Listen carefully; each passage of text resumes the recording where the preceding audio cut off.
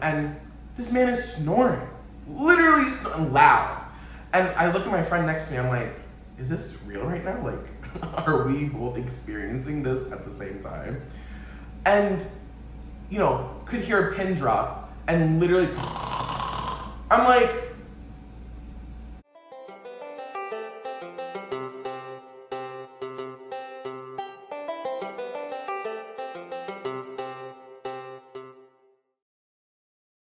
howdy friends, my name is Christian Vitek, and welcome to Seat at the Table, a podcast where I talk about anything and everything in my life, and you come pull up a seat at the table while I lay everything out on it. Today, I wanted to talk about movies. I want to talk about going to the movies. I want to talk about the cinematic experience. If you've ever seen the Nicole Kidman ad where you come here to feel like home, that's me. I am Nicole Kidman, and I am in that movie theater walking in for an experience.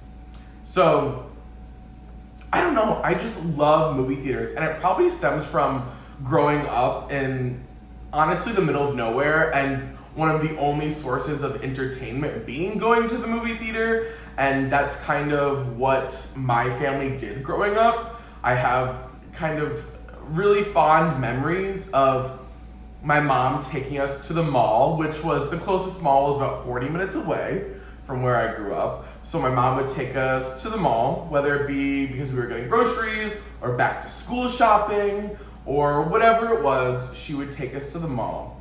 And we would always make an entire day out of it. So she would bring us to the little pizza shop that the mall had, and you would get like 2 slices of pizza and a soda for $5. I feel like that's unheard of nowadays. Nowadays, pizza alone costs $5. A slice of pizza will cost $5. And so, I don't know, I just have really fond memories of doing that. And then right afterwards, we'd have our lunch or we'd have our dinner, and then we'd go right over to the movie theater and we'd watch literally whatever was playing that weekend or that week. And it didn't matter. It didn't have to be a smashing success at the box office. It could have been like the smallest little indie movie that was playing at the theater that day, but if we had any interest in it whatsoever, we were going to the movie theater, and we were going to the movies, and my mom made sure to spare no expense. We always got the big tub of popcorn. We always got either the biggest slushie that you could ever get, or the biggest soda that you could ever get. And literally, like the Nicole Kidman ad, it feels like home. When you're with us, you feel at home. Yeah, me. And so to this day, I still find such enjoyment in going to the movie theater. I don't know what it is. And obviously, growing up, I loved going to the movie theater pre-COVID. And I feel like a lot of people have not bounced back to the movie theater post-COVID. I feel like we saw kind of a bigger wave of movie theater goers during Barbie summer, or if you were an Oppenheimer person, still have not watched it, yikes. Anyway, we kind of saw a rebound last summer, and I'll be honest, I never kind of left the theater, obviously, when they were closed down, but one of my first, things were opening back up after the pandemic was me going to the movie theater by myself in my mask and, enjoying a good movie. There's no experience to parallel sitting down in a movie theater seat with just a big bucket of popcorn. And I know I'm never gonna eat through the whole bucket. I know that I'm going to the movie theater to buy that bucket of popcorn to eat maybe a fourth of it, if I'm lucky, half. And it's for the nostalgia, it's for the experience, it's for saying that I went to the movies and I had a movie theater experience that I could not have at home. I could not have at home if I was laying in bed or laying on the couch and streaming the movie. And so I just, there's something about going into the movie theater, sitting down in that seat, and watching the ads, you know, hearing people that are really annoying sometimes adds to the experience. You know, but in reality, the oohs and ahs and gasps and the collective experience of when you're in the theater, I will never forget watching Avengers Endgame in theater. The entire theater was packed, full of people. There were no seats left, no rows. It was the most filled movie theater that I had ever been to in my life. And I think still unto this day, it is the most packed movie theater that I had ever been in. And the scene, when I tell you the scene, when the portals start opening and everyone starts coming out, people were jumping out of their seat, they were cheering, and it was, you almost felt like you were part of a team sport in a way. And so, you know, I talk a lot about community on this channel, and I guess, you know, in a movie theater, it's kind of a sense of that. It's you being part of a bigger collective that's happening in the theater at that moment.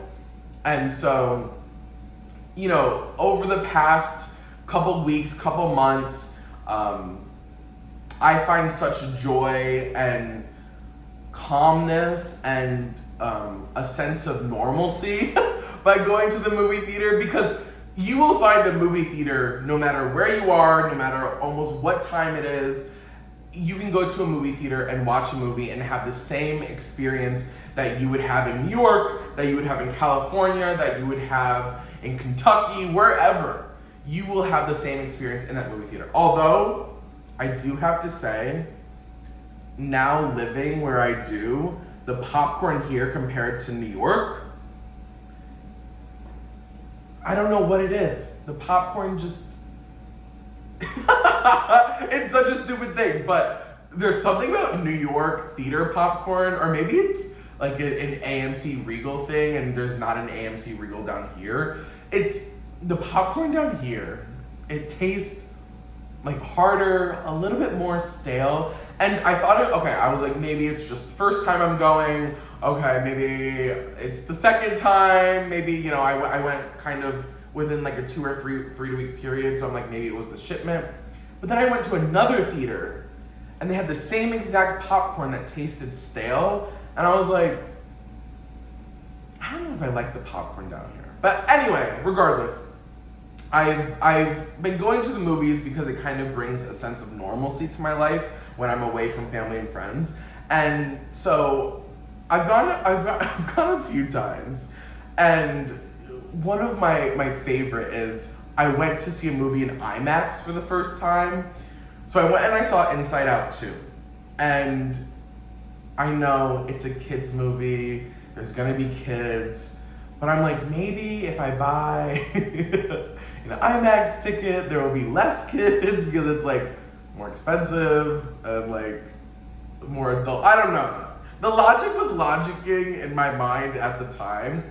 And to be honest, there were not that many kids, so I felt validated in that experience. And so Inside Out 2 was literally phenomenal.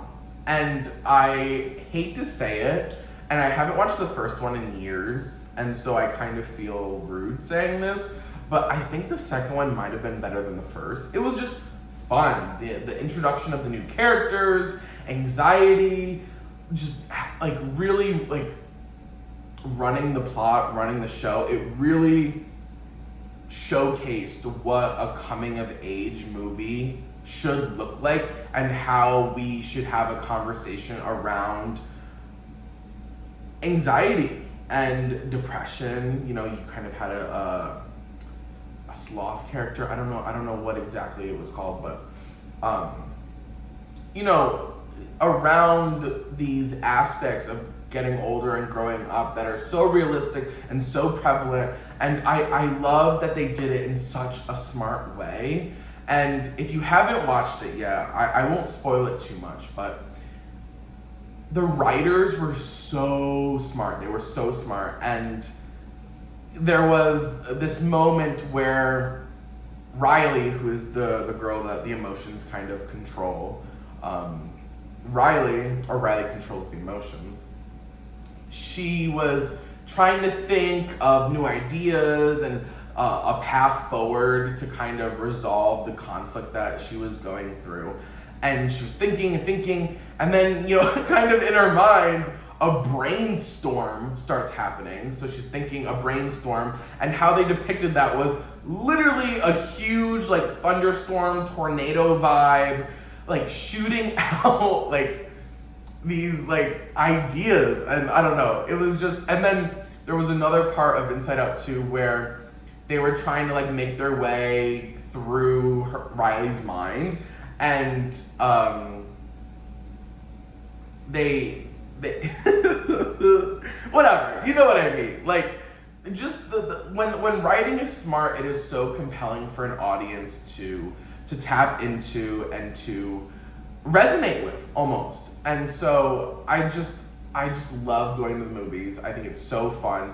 And I'm the person, and it might be annoying, but I'm trying to laugh, I'm trying to giggle, I'm trying to gasp. I am seated for the entire experience. And so I was laughing, I was knee slapping, I was having a good time watching Inside Out 2.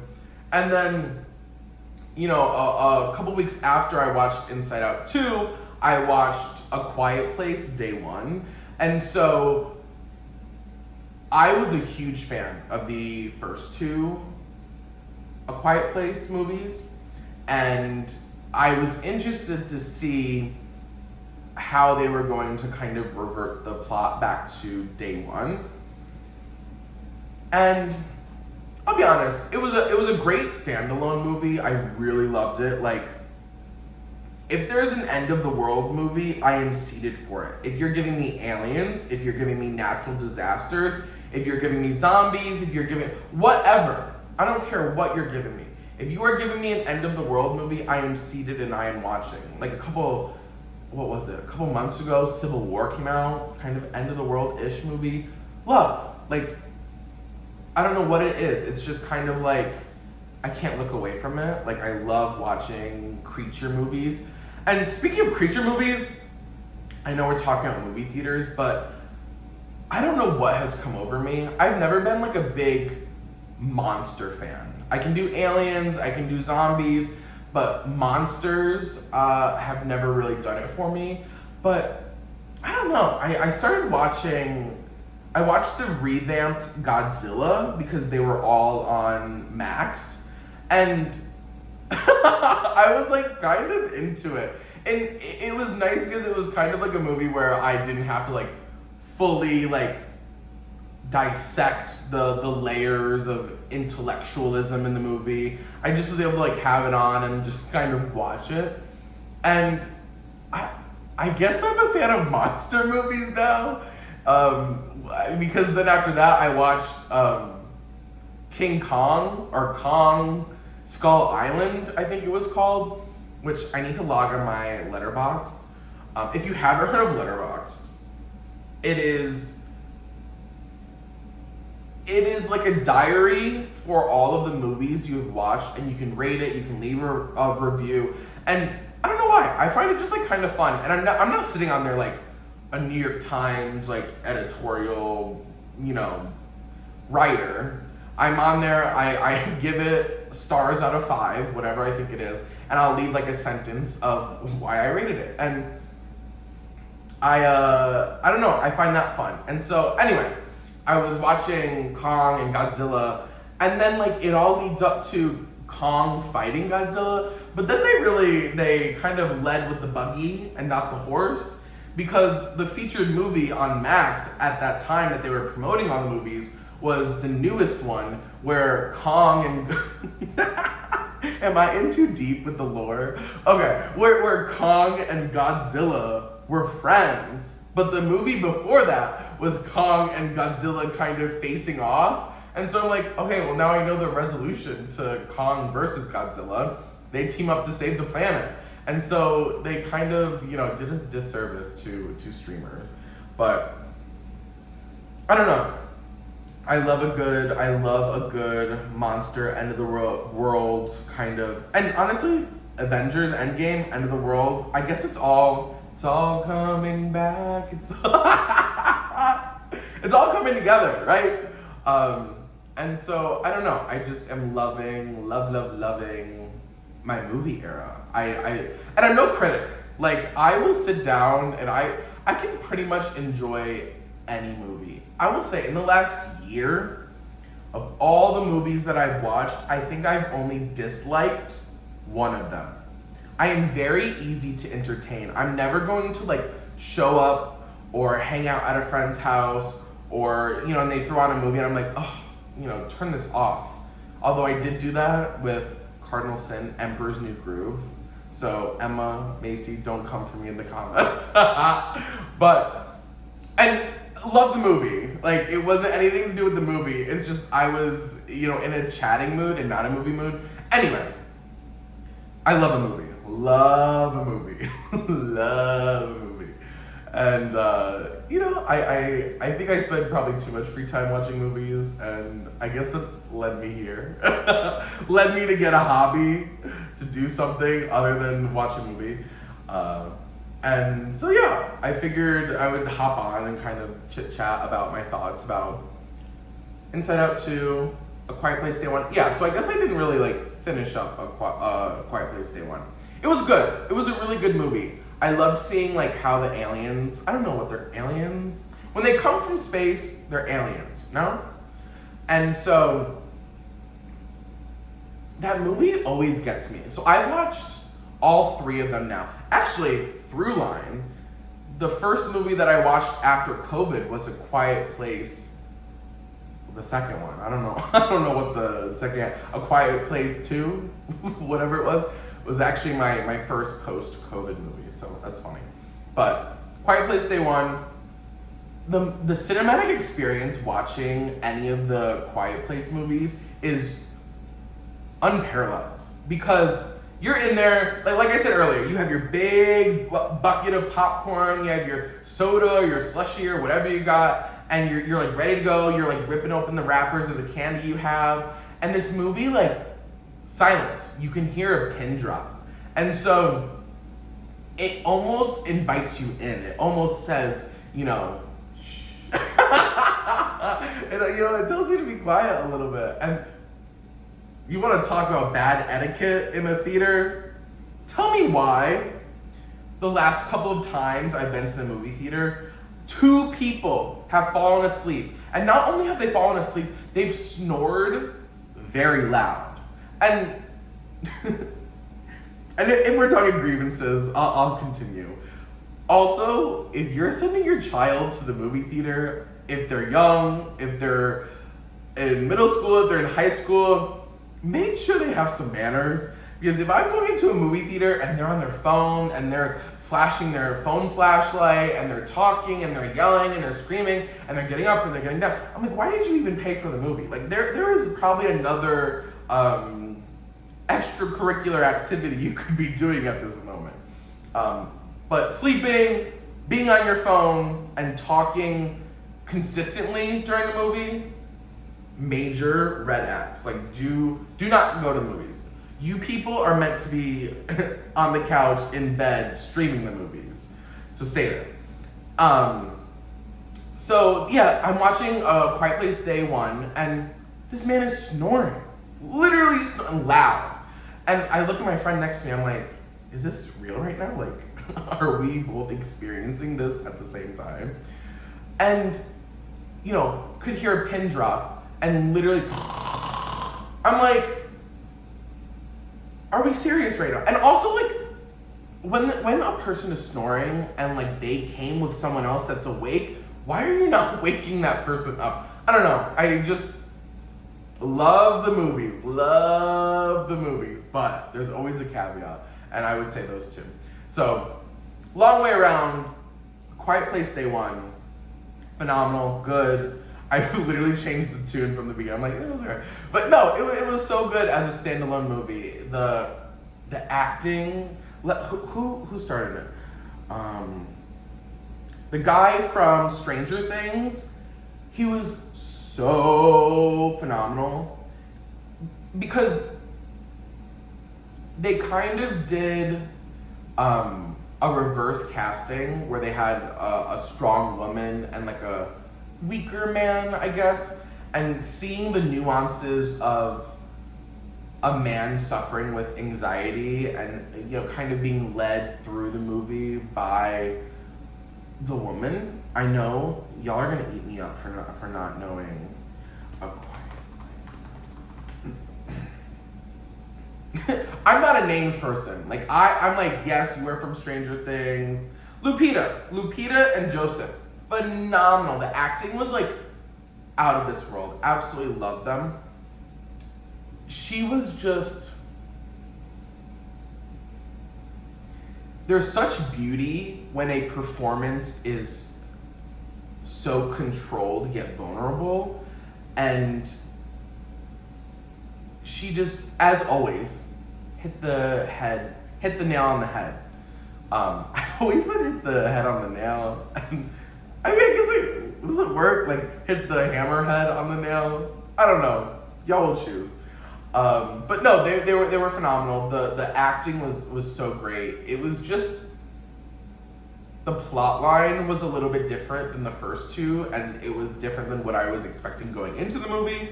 And so I wanted more like creature alien vibes, and I got more of like human development. And you know, it was great. What did I rate it on Letterboxd? I rated it a 3.5 out of 5. So it was decent. So would highly recommend those two movies, especially if you've watched A Quiet Place 1 and 2. Like, you might as well just like finish her off at this point. So yeah, those are the movies for the day. Go support your local cinema. My friends are back home, and I have a joke, or I guess I have a joke, where I'm like, local cinema is dying. Like, go to your local movie theater and watch a movie. For those of you in Walton, go to the Walton Theater and watch a movie. I don't know if it's true. I don't know the facts behind it, but I have a feeling. It is a feeling where if I'm the only one in the theater, or if there's only a couple of us in the theater, why are there not more of us? And I think we should be supporting our local theaters. Correct. So go out, watch a movie. This podcast episode is not sponsored by any AMC, any Regal, I shouldn't even be naming their names. If you want to be sponsored, you should hit me up. Send me an email, comment below, like, subscribe, as all of you should do, and I will see you in the next video. Bye, friends.